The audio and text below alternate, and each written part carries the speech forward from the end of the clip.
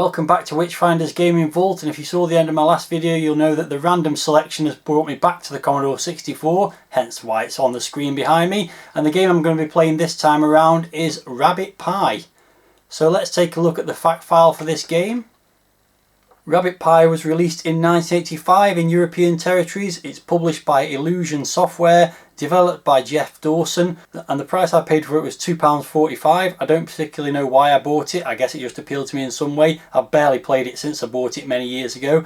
And the current going rate on eBay for this, I've got absolutely no idea. I couldn't find a copy on sale at all, nor in completed items, so that suggests that perhaps the game is quite rare. Who really knows? It may just be that there's not a copy on there right at the moment, and there's been loads of them in the past. Anyway, let's get on and play Rabbit Pie and see what it's like.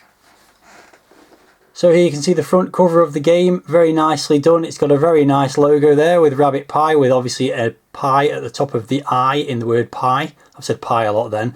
We've got a bird throwing an egg down, we've got a farmer, I presume, shooting at the rabbit, we've got a frog jumping, and we've also got the rabbit himself in the foreground there with a carrot in his mouth. And also, is that a badger or something there in the bottom right? I'm not sure. And there's also a rabbit with a top hat on. So there's lots of cartoony stuff going on the cover there.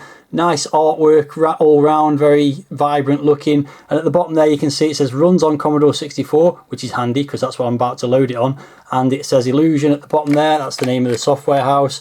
And on the spine the image wraps around, as you can see, and it says Rabbit Pie and Commodore 64, pretty plain black text. And on the back there, again, the image just wraps around, there's nothing more, no screenshots and no information about what the game's actually about.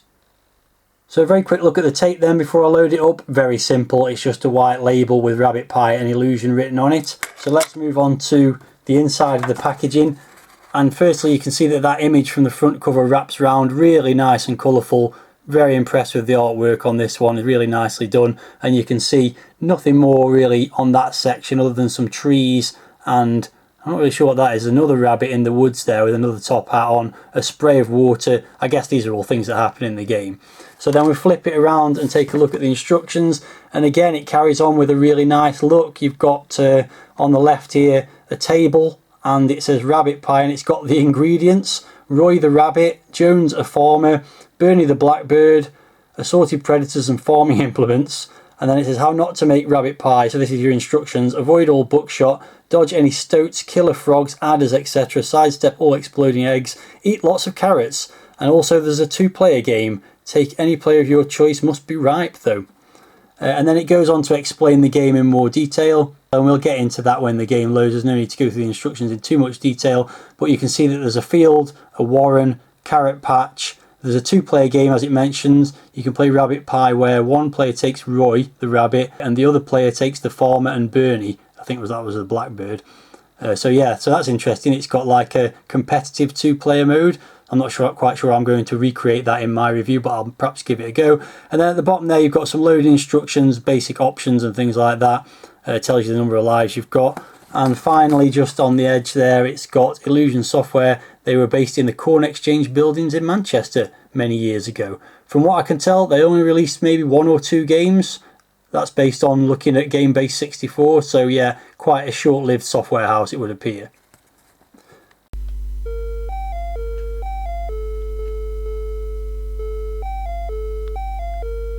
So as you can see, the game is loaded, and after a nice little animated intro with a bit of music, the classic Run Rabbit Run, Rabbit Pie theme music type thing, you get this title screen, which is pretty nicely presented. You've got some big expanded versions of the player sprite there at the bottom with Rabbit Pie written above. Jeff Dawson, the author, as we knew, and Illusion Software presents it, as we also knew, and some kind of trees and stuff in the corners as well. So there's a few game options. Let's just access those and have a look at them first. You press O for options. You've got the option for having a second player or not. You press F1 to change that one, and you can also have the option of random or normal order sequence of gardens and warrens. So I'll leave it as normal with no second player at the moment. I'll let the computer control the second player. I think there's also a high score table. There we go, which has just got 5 entries, all empty at the moment obviously because I've just loaded the game. So pretty nicely presented. Let's get on and give the game a go and see how it plays. Okay, Okay, so the game starts and you begin in the farmer's field, and the idea of the game here is it's a maze and you've got to get from the left hand side to the right hand side of the screen.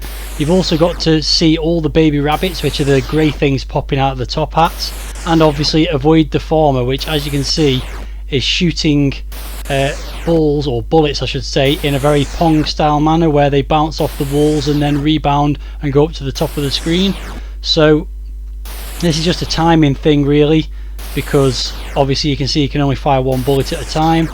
So once he's fired the next bullet, go and get that rabbit there, and basically there are spots on the screen that you can go to where he can't get you, like here for example. So it's literally just a case of working out your manoeuvring around the screen to make sure you don't get hit.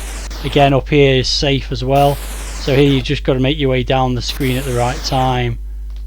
This bit's a little bit more tricky. I'm actually going to go this way, and there we go, I've made it onto the second screen.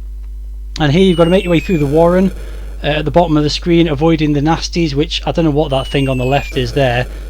Some kind of demon, I don't know, it looks a little bit like the terror dogs from Ghostbusters. And there's also two very big ants there.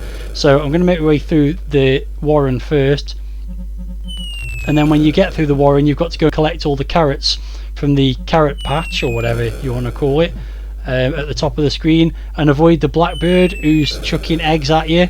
I don't know why there's a blackbird chucking eggs at you. I don't know why there's a blackbird defending this warren, this carrot field thing, but they are.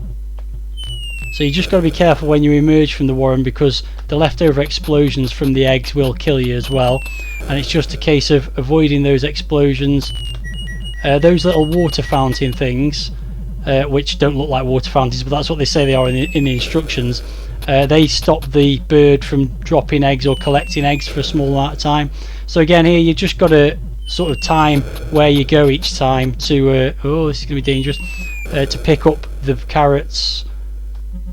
Try not to get hit by the rabbit, by the eggs I should say.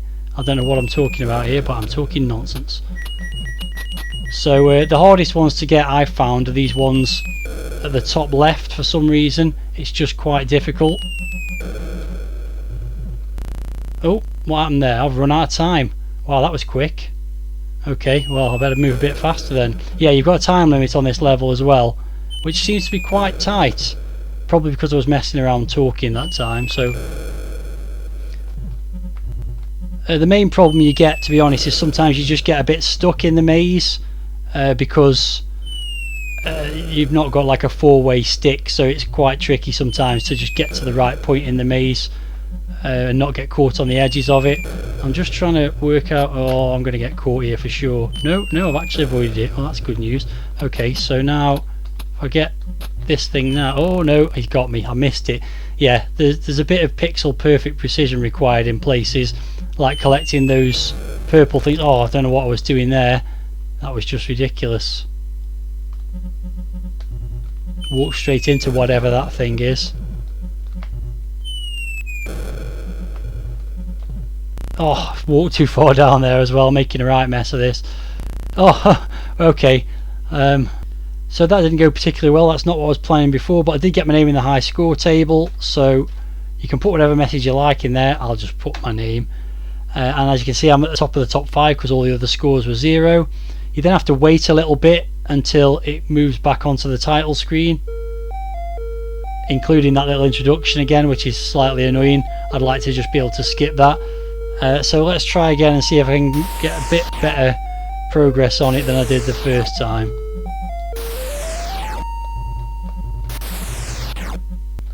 This first stage is generally pretty easy as long as you don't make a silly mistake, which I almost did then by stopping.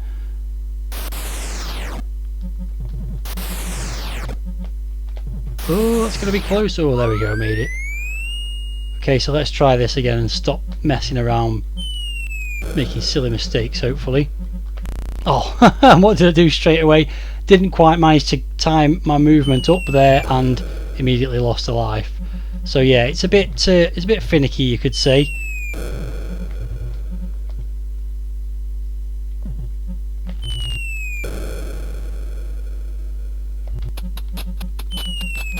Okay, so back in the main part of the carrot patch now. Let's see if I can work my way through this a little bit better than last time.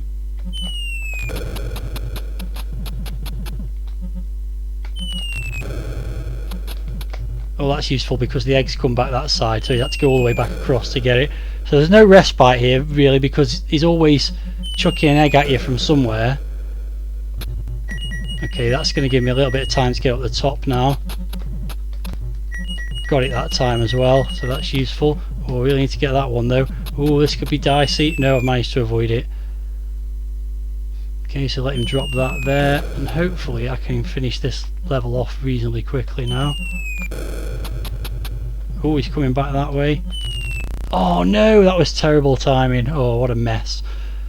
So while I'm making my way through again, let's talk graphics. Obviously very simple graphics, very single colour sprites, which to be honest for 1985 you should probably expect better, but there you go, that's what it was like. So yeah, not the greatest graphics. The sound's also pretty basic as well. The tunes in when you get to the start of the game and everything are pretty simplistic also. So yeah, it's not a brilliant looking game, especially for 1985. That's done me a favour there. So now I can get back down the warren. I've got to get back, and it doesn't actually tell you that in the instructions. It just says you've got to complete the carrot patch. It doesn't say that you've actually got to make your way back through the warren, but I learnt that through trial and error on previous playthroughs. So all I've got to do is get past this thing again, and I should complete the level. And there we go, I've completed the first stage. So you get the tune playing, you get a bonus score added for any remaining time, and you go to the next run, which is more of the same but just a different maze layout basically. So let's see if I can work this one out.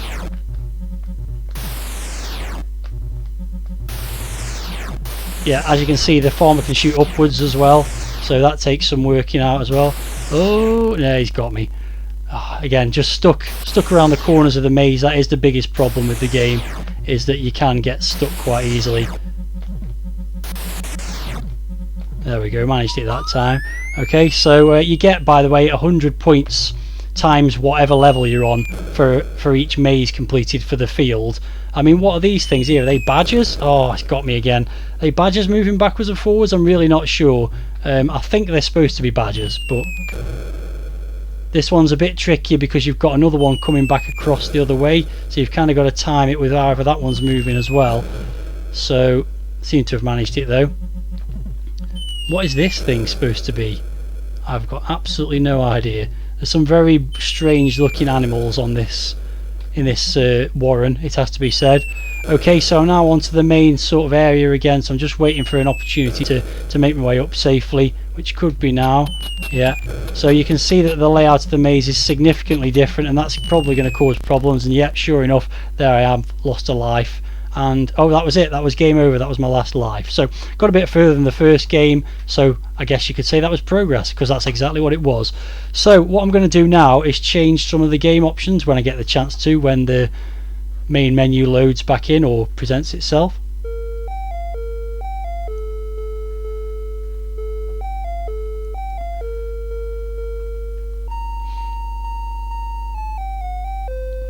So as you may recall, the options menu gives you a couple of options. Second player to have control, I'm going to leave that. Yeah, I'm going to change that to yes, and I may as well do the other one at the same time. So the other one is random sequence. So now basically the level choices are random, and also I've got control of player 2, which is effectively controlling the farmer on the first screen and the blackbird on the second one. So back to the menu and we'll start that off. So obviously what this means is that it's really easy because the farmer doesn't shoot. I will get the second joystick I've got plugged in and show what you can do with the farmer in a moment, but I'll just stick the rabbit there. So let's grab the other joystick. So basically you can just tilt the farmer left and right, move him left and right, and then if you push in a direction and fire, if you don't push in a direction and fire, I'll say that again, then you fire upwards, and if you push left and fire, you fire to the left, and if you push right and fire, you fire to the right. I noticed that the bullet tends to come out of the middle of the farmer rather than the actual gun, but there we go. So yeah, that's what would happen. So if you're playing as 2 players with a second player, one of you's trying to complete the level and the other one's trying to stop you, so that's quite a fun idea. So we move on to the second stage, and what you can see is, firstly, wow, what's going on here? Is that a syringe moving backwards and forwards? I've not seen this level before. There's definitely a snake, what looks like a syringe, and then, I don't know, an anchor? What was that doing in a rabbit warren? I'm really not sure what that's supposed to be at all. But yeah, again, on this level, I may as well do the second player control. You control the bird, so you can go to the left, pick up the egg, go to wherever you want to drop it, and then another egg presents itself, and you go across and drop it again. Now what this really is, if you put it into 2-player mode and you haven't got a second player, is more of a practice mode, so you can just play the mazes without worrying too much about the things being dropped on you, which of course means it's really easy.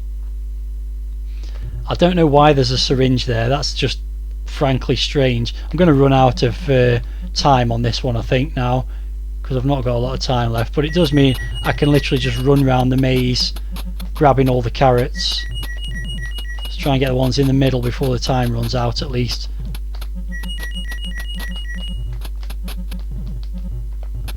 I might get them all actually, but I don't think I'll make it back, and that'll show another interesting point about this game, so I'll try and make it all the way back, but I doubt I'm going to manage it. Oh, especially not if I run into that thing.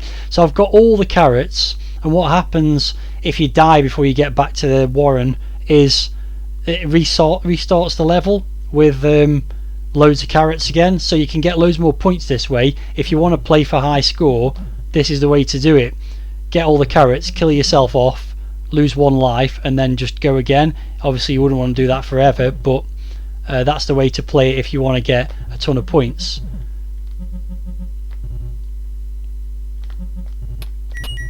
So I'll hopefully get around the maze quite quickly this time, because I've got nothing after me dropping eggs on me, and I've got plenty of time, so I should get back as long as I don't make a mistake by walking into one of the enemies.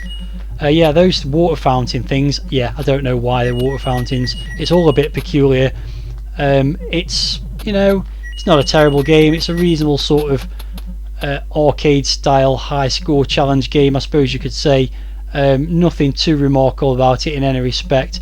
If they were charging full price for this game when it was released, then, you know, like $7.99 or something like that, then it's not really worth the money. If it was maybe $4.99, or if it had been released at a budget price, which I don't think it was, then I don't think it's too bad a game. The animation on the rabbit's quite nice. I haven't even mentioned his death animation, but let's talk about that when I've got past this level. So yeah, you get the time added on again as you'd expect, and then it moves on to the next one, which is again going to be randomly generated. So again, I'll go through this bit quite quickly. Clearly it's not too much of a challenge when you've not got the computer firing guns at you and stuff. So, oh, this looks quite easy. What is that? I mean, I've got no idea what that is. Is it a frog? I've really got no clue. And again, what is this? It's like a little, maybe that's supposed to be a frog, like some kind of little creature in the warren there. I really don't know. But yeah, let's just kill myself off. Let's have a look at that animation for the rabbit when he dies. Yeah, it's quite gruesome really, but quite well animated also. So they've spent a bit of effort on the animation for the main character sprite. Everything else is very basic. It's a typical sort of, yeah, early 80s maze type game, but to be honest, by the time this came out in 1985, it should have been a bit better than this really.